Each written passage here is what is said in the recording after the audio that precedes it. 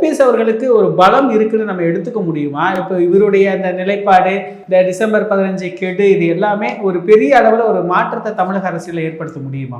அதாவது நான் இந்த பிளவு வரும்போது என்ன சொன்னங்கிறத மீண்டும் ரீப்ரொடியூஸ் பண்றேன். நடுநிலையான நியாயமான தமிழ் மக்கள் என்னுடைய நியாயத்தையும் நான் கருத்து சொன்னது சரியாயிட்டுங்கிறதையும் ஒத்துக்கிடுவாங்கன்னு நான் நம்புறேன். அவங்களுக்காக தான் தமிழ் நிறம் மூலமாக இதை நான் சொல்றேன்.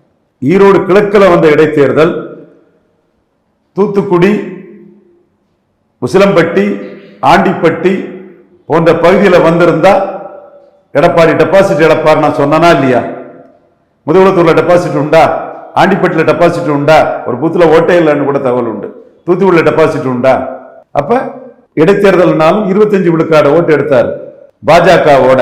பாஜக இல்லாம 23 விழுக்காடு ஓட்டு ஆற்றல் அசோக்குமாரோட எடுத்திருக்கிறார். அப்போ அந்த இடமே தமிழக அரசியல் களம் எம்ஜிஆருக்கு அதிமுக இல்ல, ஜெயலலிதாவுக்கு அதிமுக இல்ல, எம்ஜிஆருக்கு ரெட்டலை இல்ல, ஜெயலலிதாவுக்கு ரெட்டலை இல்ல, இது எடப்பாடி ஐயாவுக்கு ரெட்டலைன்னு அந்த வேறுபாடு ஏரியா வைஸ் தெள்ள தெளிவா அது எஸ்டாப்ளிஷ் ஆயிட்டு